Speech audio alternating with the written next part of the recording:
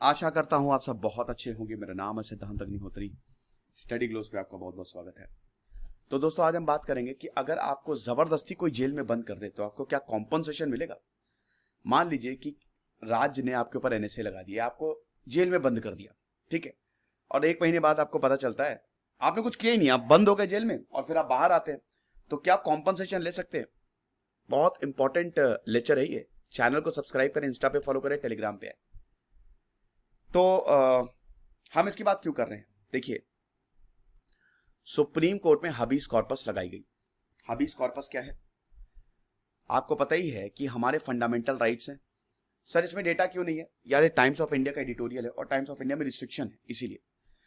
तो fundamental rights हैं। अब फंडामेंटल राइट में आता है आर्टिकल 32। आर्टिकल 32 के तहत आपके पास रिट्स हैं, फंडामेंटल राइट्स। देखिए, आर्टिकल 14 ये कहता है कि अगर आपके 13 सॉरी फंडामेंटल राइट्स में कोई प्रॉब्लम आएगी, कोई ऐसा एक्ट आया जो फंडामेंटल राइट्स को हनन कर रहा है, तो वो नल एंड वॉइड हो जाएगा, उसको खत्म कर देंगे। क्योंकि हमारे यहां सबसे बड़े फंडामेंटल राइट्स, लेकिन इसको बचाने के लिए राइट टू पर्सनल लिबर्टी हो गया, राइट टू इक्वालिटी हो गया, इन सबको बचाने के लिए क्या है आपके पास? आपके पास है रिट्स। आर्टिकल 32 आपने सुना होगा कि B.R. अंबेडकर ने इसको heart and soul of the constitution बोला था। मतलब समझ रहे हो कि अगर इसको हटा दो तो हार्ट एंड सोल गया, मतलब संविधान मर गया, संविधान डेड है इसके बिना। अब ऐसा क्यों है? क्योंकि ये फंडामेंटल राइट्स को बचाते हैं। जब भी आपके फंडामेंटल राइट्स का हनन होगा तो आप रिट्स लगाएंगे। रिट मतलब ऑर्डर।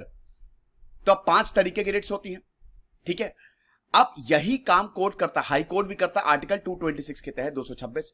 तो सुप्रीम कोर्ट आर्टिकल 32 और हाई कोर्ट आर्टिकल 226। अब एक और बड़ी बात, जब भी आपके फंडामेंटल राइट्स का हनन होगा, आमतौर पे हमारे यहां सबसे पहले लोअर कोर्ट्स आते हैं, डिस्ट्रिक्ट कोर्ट, सबऑर्डिनेट कोर्ट, उसके बाद आपके हाई कोर्ट आते हैं, फिर आपके सुप्रीम कोर्ट आते हैं। आप डायरेक्ट सुप्रीम कोर्ट में जा सकते हैं अगर आपके फंडामेंटल राइट्स का हनन हुआ है। तो यही है, ये जो न्यूज है, जो एडिटोरियल है, ये बेस्ड है कि हबीस कॉर्पस पिटीशन फाइल हुई है, ठीक है। किसने फाइल की है?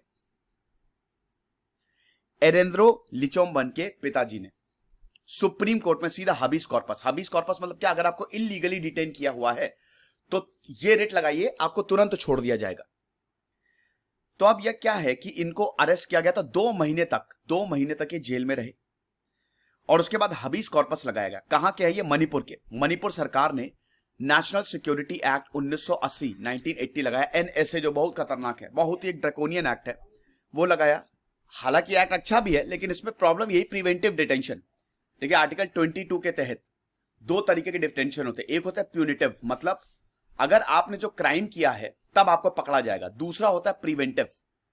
प्रिवेंटिव मतलब शक है क्राइम करने का, कि हो सकता है तुम क्राइम कर दो, उससे पहले जेल में डाल दिया जाएगा। एक ऐसे ही केस आया, एक जर्नलिस्ट किशोर चंद्र वाखेम, इनको भी रिलीज किया गया। मणिपुर हाई कोर्ट ने ऑर्डर दिया और उसके बाद इनको भी रिलीज किया गया। अब इन्होंने क्या किया था? फेसबुक पोस्ट, बीजेपी को क्रिटिसाइज किया था, गाय का गोबर, गाय गौमूत्र के लिए, यहां पे कोविड-19 का ये क्योर है, तो फेसबुक पोस्ट इन्होंने डाली थी, क्रिटिसाइज किया था। तो अब ऐसा बोला जा रहा है इसी वजह से इन पे एनएसए लगा, लेकिन ये सब इल्जाम है, हम इसकी पुष्टि नहीं कर सकते। अब जो भी है, तो अब इन दोनों के लिए अच्छा है कि कम से कम ये रिलीज हो गए, दे आर रिलीज्ड, इनको रिलीज कर दिया गया, एनएसए के अंदर इनको डाला गया था। तो अब यही है, बोला जा रहा है कि एनएसए इसलिए है प्रिवेंटिव डिटेंशन के लिए ना, पब्लिक ऑर्डर अगर कोई प्रॉब्लम में करे तो उसके लिए एनएसए है। लेकिन अगर कोई डिसएग्री कर रहा है तो आप क्यों किसी को जेल में डाल रहे हो? That's very very bad. ये अनलॉफुल डिटेंशन है। अब हम बात करते हैं कि किस तरीके से लॉ को अब्यूज किया जाता है और बेसिकली आपके पास क्या रास्ते हैं इससे बचने के लिए। सबसे पहले तो लिचोम्बान ने बोला है कि हमको चाहिए कॉम्पनसेशन, हमको कॉम्पनसेशन चाहिए, जो हम 2 महीने जेल में रहे हैं ना, कॉम्पनसेशन। तो उन्होंने क्लेम कर दिया है। अब क्या इतना आसान है कॉम्पनसेशन का? नहीं, कॉम्पनसेशन लेना बहुत मुश्किल है। वैसे तो देना चाहिए, आपने डिटेन किया और यहां पे सजा जो है वो साबित नहीं हुई, तो कॉम्पनसेशन तो मिलना चाहिए ना। लेकिन सरकार यहां पे कोई प्रावधान नहीं देती है, कोई प्रॉपरली डिफाइंड क्राइटेरिया नहीं है कि आपको कॉम्पनसेशन, अगर आपको इलीगली डिटेन किया गया है तो कब आपको कॉम्पनसेशन मिलेगा। इनका डिटेंशन इलीगल है, इट हैज बीन प्रूव कि हां ये इलीगली डिटेन जो है वो किए गए हैं, लेकिन स्टिल क्या इनको कॉम्पनसेशन मिलेगा, ये बहुत बड़ा सवाल है, क्योंकि इनको एक एक चीज दिखानी पड़ेगी एविडेंस के तौर पे। सबसे पहले तो 1 मिनट रुक जाइए। हाँ, हमारा एसएससी जीडी का बैच शानदार बैच है, पेड क्लासेस 2 अगस्त से शुरू होंगी। डिस्क्रिप्शन में दिए हुए नंबर पे आप कॉल कर सकते हैं, जानकारी ले सकते हैं, साथ ही साथ हाँ, डिस्क्रिप्शन में दिए हुए नंबर पे जानकारी ले सकते हैं। और हमारा नया app study glows learning app को डाउनलोड करिएगा, उसी पे ही लाइव क्लासेस हैं।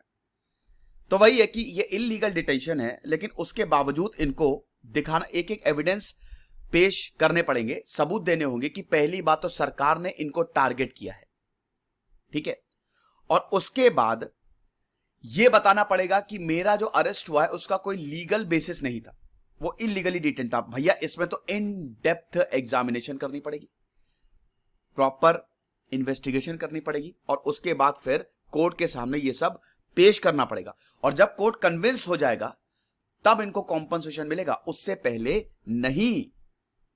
तो जैसा कि मैंने बताया कि कोई प्रोविजंस नहीं है कोर्ट में कि अगर आपको सजा हो गई और आपको कॉम्पनसेशन दे गया, नहीं है।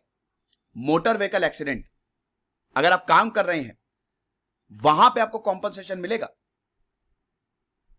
लेकिन यहां पे कॉम्पनसेशन क्या मिलेगा कुछ भी नहीं पता, यह चीज है।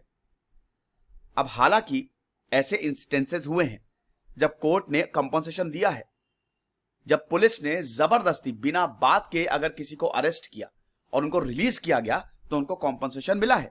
जैसे 2019 में 5 लाख का कॉम्पनसेशन 6 लोगों को दिया गया, 6 लोगों को। 13 साल से आप समझिए ये जेल में थे, और उस ऑफेंस के लिए जो इन्होंने कमिट किया ही नहीं। 13 साल तक इनको इंसाफ का वेट करना पड़ा। ऐसे ही एक और केस आया था, आपको याद होगा, वो 30 साल तक, समझ लीजिए, नहीं 30 साल नहीं, कितना था शायद 30 साल था कि 20 साल था, मुझे ध्यान नहीं 20 साल भी नहीं थे, शायद 10 या 15 साल था। रेप केस में फंसा दिया था और बाद में मैंने वो कवर भी की थी न्यूज। उस आदमी को रिहा किया गया था, यूपी का आदमी था। तो यहां पे कॉम्पनसेशन देना चाहिए। तो ऐसे केसेस आए हैं जहां पे कॉम्पनसेशन दिया है, लेकिन इसमें सबसे बड़ी बात यह है कि पुलिस क्या करती है, पुलिस अपनी पावर को मिसयूज करती है, तो यह सही नहीं है। अभी रिसेंट जो मलयालम फिल्म नायर 2 आपने देखी कि नहीं, उसमें किस तरीके से पुलिस वाले मर्डर करते हैं क्योंकि पॉलिटिकल सिचुएशन डिमांड करती है। वो मूवी देखिएगा, ये बताता है कि इसमें पॉलिटिक्स भी इन्वॉल्व होते हैं। जब पॉलिटिक्स इन्वॉल्व है तब आप कुछ कर नहीं सकते। तो ये चीज है। फिर और देशों में कॉम्पनसेशन कैसे दिया जाता है? देखिए, हमारे यहां 2 चीजें हैं। एक है हमारे procedure established by the law, और एक होता है due process of law. Procedure established by the law हमारे ज्यादा चलता है कि एक जो प्रोसीजर स्टैब्लिश कर दिया, जो ऑलरेडी कानून में प्रोसीजर स्टैब्लिश्ड है। जैसे मान लो लाठीचार्ज हुई, लाठीचार्ज तो हुई, लेकिन क्या वो कानून के दायरे में आती है? कोर्ट ये देखता है। अमेरिका में ड्यू प्रोसेस ऑफ लॉ चलता है, जो कि रूल ऑफ लॉ से निकला है। उसमें क्या है कि लाठीचार्ज हुई के पल क्या वो सही है? लाठीचार्ज कर दिया, लेकिन उसमें बहुत बेगुनाह भी पिट गए हैं, तो बेगुनाहों को भी देखा जाएगा कि क्या उनके राइट्स का हनन तो नहीं हुआ है। तो ये हिसाब किताब रहता है। तो अगर हम कोर्ट से कॉम्पनसेशन मानते हैं तो ये बहुत अट्रैक्टिव, भाई जुडिशरी इंडिपेंडेंट है और यही आपको इंसाफ दिलाएगी। सिंपल सी बात है। अमेरिका की बात करें, यहां पे सिविल केस फाइल किया जाता है जब भी पुलिस ब्रूटल होती है। जब भी पुलिस ब्रूटल होती है तो यहां पे केस फाइल किया जाता है और विक्टिम्स को विक्टिम को यहां पे कॉम्पनसेशन मिलता है। अगर मान लीजिए उनको प्रोसिक्यूट किया गया और गलत है और इसमें पुलिस इन्वॉल्व है, तो समझिए कि पुलिस के ही पैसे विक्टिम को दिए जाते हैं। जैसे ब्रेयोना टेलर की जो किलिंग थी, जो पुलिस ने, जो आपको पता ही कि बहुत ज्यादा 2020 में कितने ज्यादा प्रोटेस्ट हुए थे, ब्लैक थे, ये मार दिया था पुलिस ने। तो पुलिस के ऊपर चार्ज लगा था कि मतलब इन्होंने गड़बड़ की है ना। और उसके बाद जब ये पता चला कि यहां पे लोगों को रॉन्गफुली डिटेन किया है, तब $12 मिलियन का कॉम्पनसेशन दिया था। $12 मिलियन का, आप समझ सकते हैं, करोड़ों रुपए का कॉम्पनसेशन अगर भारत में ऐसा दे दे तो समझ लीजिए मजा ही आ जाए। अब ये समझिए कि ये पुलिस के ही खजाने से जाता है, तो अगर पुलिस के खजाने से जाएगा, जैसे अगर कोर्ट कॉम्पनसेशन देना शुरू कर दे, मान लीजिए इंडिया में अगर आपको गलत तरीके से बंद किया है और कोर्ट जो है आपको कॉम्पनसेशन देना शुरू कर दे, तो सबसे पहली बात है पुलिस डरेगी। पुलिस के पास वैसे ही पैसे नहीं रहते हैं और पुलिस एक स्टेट सब्जेक्ट है, तो पुलिस को यह डर रहेगा कि यार ये हमारे ही खजाने से जाएगा, तो पुलिस अपना काम भी बहुत ही ध्यान से करेगी। तो इसका ये एक बहुत पॉजिटिव इंपैक्ट होगा। लेकिन इस तरीके के अप्रोच के लिए सबसे पहले आपको प्रॉपर सिविल सिस्टम चाहिए। हमारे वैसे ही केसेस काफी पेंडिंग पड़े हैं, इंसाफ सही पे मिले, सिस्टमैटिक मैनर, एक बॉडी ऑफ लॉ बनाई जाए, कब कॉम्पनसेशन मिलेगा, क्या क्या प्रोविजंस होंगे, ये सारी चीजें। रियलिटी क्या है? रियलिटी ये है कि जब भी आप कॉम्पनसेशन मांगने जाएंगे तो आपको खाली हाथ लौटना पड़ सकता है ज्यादातर केसेस में। हम दो केसेस लेते हैं यहां पे, एक केस में कॉम्पनसेशन दिया गया, दूसरे केस में कॉम्पनसेशन नहीं दिया गया। हाँ, ये बिल्कुल सही बात है, एफर्ट्स लिए जाते हैं और कोशिश की जाती है कि जस्टिस मिले, सिंपैथेटिक हियरिंग भी होती है। यहां पे जो जजेस हैं वो वाकई में कि हाँ बहुत गलत हुआ तुम्हारे साथ, तुमको गलत जेल में रखा गया है। सबसे पहला केस भारत का one of the most famous case, Nambi Narayan, जिसपे मूवी भी बन चुकी है। इसरो के शानदार साइंटिस्ट, क्रायोजेनिक इंजन पे उन्होंने काम किया। नंबी नारायण इसरो के इंजीनियर थे। 1994 पे इन पे जासूसी का चार्ज लगा कि ये जो है वो पाकिस्तान की मदद कर रहे हैं, रशिया की मदद कर रहे हैं, और इनको अरेस्ट किया गया। 1998 में he was found not guilty, ये गिल्टी नहीं थे, लेकिन इनको अरेस्ट किया गया, टॉर्चर किया गया, और उसके फिर मतलब जब चार्जेस डिसमिस किए तब इन्होंने इसको परस्यू किया। तब इन्होंने बोला कि मुझे कॉम्पनसेशन चाहिए। केरल सरकार ने 50 लाख रुपए का इनको कॉम्पनसेशन दिया था, 50 लाख रुपए का। केरल सरकार कह रहा हूं, केरल हाई कोर्ट ने, अरे मतलब सुप्रीम कोर्ट ऑफ इंडिया ने, क्या बोल रहा हूं मैं, सुप्रीम कोर्ट ऑफ इंडिया ने यह बोला था कि नंबी नारायण को 50 लाख रुपए का कॉम्पनसेशन दो आप, और ये कौन देगी? केरल स्टेट, केरल सरकार। ऐसे ही एक और केस था, आदमबाई अजमेरी का केस। अक्षरधाम टेंपल पे 2002 में जो अटैक हुआ था ना, आतंकी अटैक, उसमें ऐसा बोला गया कि ये इन्वॉल्व है। गुजरात सरकार ने इन पे पोटा लगाया, प्रिवेंशन ऑफ टेररिज्म एक्ट 2002, और उसके तहत इनको बंद कर दिया गया। अब इनके ऊपर मुकदमा चला, 11 साल तक ये जेल में रहे, उसके बाद इनको रिलीज किया गया। मतलब कोई भी इनके पास सबूत मिला ही नहीं, 11 साल तक जेल में रहने के बाद। फिर ये सुप्रीम कोर्ट गए कि भैया 11 साल मेरे बर्बाद हो गए हैं, कॉम्पनसेशन दो मुझे। सुप्रीम कोर्ट ने डिसमिस कर दिया, बोला कि ये बहुत ही डेंजरस प्रेसिडेंट होगा अगर हम आपको कॉम्पनसेशन दे देंगे। अब सबसे कोइंसिडेंटली दोनों ही जो डिसीजन आए हैं, तो जो बेंच थी पता है कौन? दोनों ही केसेस में जस्टिस दीपक मिश्रा थे, दोनों ही केसेस में। यानी कि एक को कॉम्पनसेशन दिया, एक को नहीं दिया। तो यही है कि कॉम्पनसेशन मिलना चाहिए नहीं मिलना चाहिए, इसके लिए कोई प्रोविजन नहीं है। दूसरा पॉइंट यह है कि कोर्ट पे डिपेंड करता है, अगर कोर्ट को लगेगा तो कॉम्पनसेशन देगा। तीसरा पॉइंट है कॉम्पनसेशन लेने के लिए भी बहुत ज्यादा मेहनत करनी पड़ती है।